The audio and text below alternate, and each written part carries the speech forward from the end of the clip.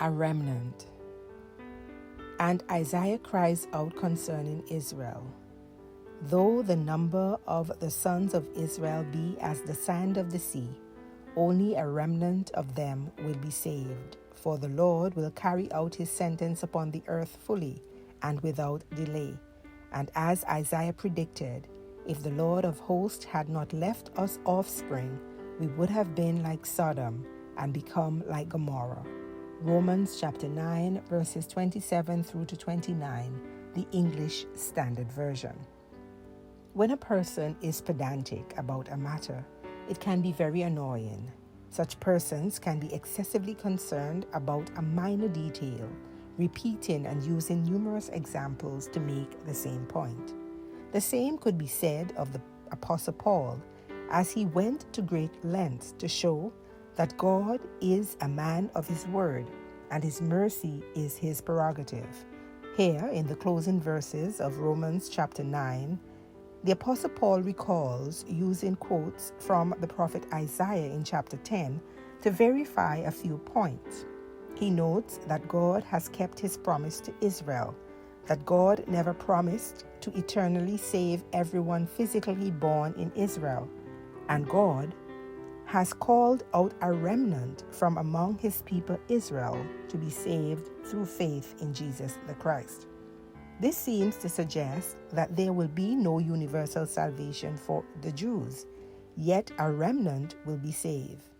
This points to the fact that God has not and will not wipe out Israel completely, no matter how faithlessly rebellious Israel has been, according to Isaiah chapter 1, verse 9.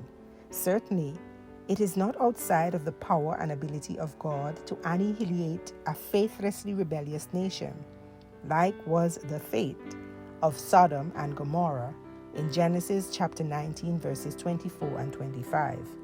God, however, has always been merciful to Israel and spared a remnant to continue as Israel, no matter how intense God's judgment has been. The Apostle Paul is making an even greater point, that God still calls a remnant, and God now extends that call today by calling some of the Jewish people out from among the rest through faith in Jesus the Christ. No matter the human machinations, schemes, or plotting, God will have his way. Rather than fighting God, humanity is best served if all fall in alignment with the will and way of God, because God's yea will be yea and God's no will be no regardless. You can trust the reputation of God because he is just, fair, and incorruptible. Lord, may we follow you even when your prerogative makes us uncomfortable. Amen. You have been listening to Morning Manna with Reverend Bonnie EBW Smith, Superintendent of the Moravian Church Antigua Conference and Minister of Christian Education. Have a terrific Tuesday. God bless you.